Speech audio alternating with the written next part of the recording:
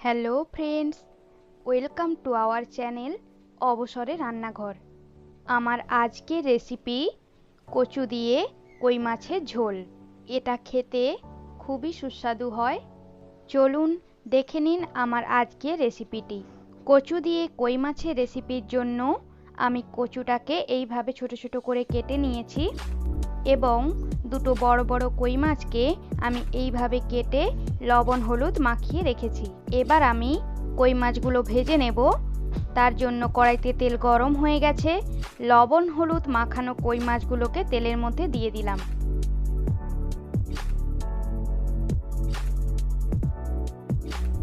ভালো করে উল্টে পাল্টে মাছগুলোকে ভেজে নিচ্ছি।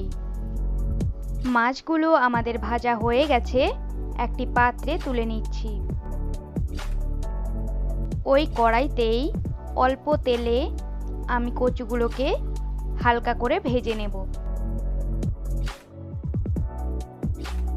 কচুগুলো হালকা করে ভাজা হয়ে গেছে, একটি পাত্রে তুলে নিচ্ছি।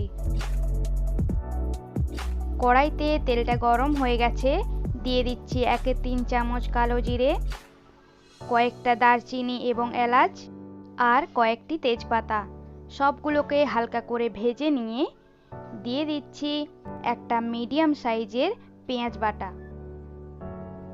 পেঁয়াজটা হালকা ভাজা হয়ে গেছে, দিয়ে দিচ্ছি 1 চামচ রসুন বাটা। রসুনটা হালকা করে ভেজে নিয়ে দিয়ে দিচ্ছি 1/2 চামচ আদা বাটা। সব মশলাগুলো ভালো করে ভাজা হয়ে গেছে, দিয়ে দিচ্ছি 1/2 চামচ লঙ্কা গুঁড়ো, 1-3 চামচ হলুদ গুঁড়ো, 1/2 চামচ ধনে গুঁড়ো, 1/2 চামচ জিরে গুঁড়ো এবং স্বাদ মতো লবণ। সব মশলাগুলোকে হালকা করে ভেজে নিচ্ছি। এবার দিয়ে দিচ্ছি মশলা বাটা জলটা।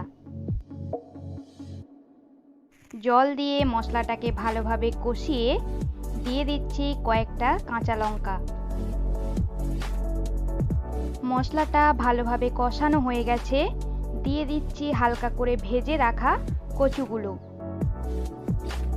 কচুগুলোকে মশলার সঙ্গে ভালোভাবে মিশিয়ে নিচ্ছি।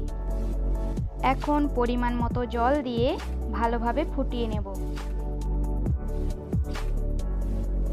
ঝোলটা ভালোভাবে ফুটছে, এখন এর মধ্যে দিয়ে দেব ভেজে রাখা কই মাছগুলো।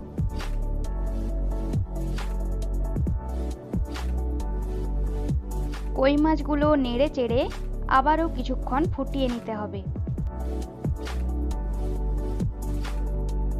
এইভাবে কেটে দেখে নিতে হবে কচুগুলো সেদ্ধ হয়েছে নাকি। দেখুন বন্ধুরা, কচুটা আমাদের কত সুন্দরভাবে সেদ্ধ হয়েছে। এবার গ্যাসের ফ্লেমটা অফ করে দিচ্ছি। দেখুন বন্ধুরা, কত কম উপকরণ দিয়েই তৈরি হয়ে গেল কচু দিয়ে কই মাছের ঝোল। আশা করি আজকের রেসিপিটি আপনাদের খুব ভালো লাগলো।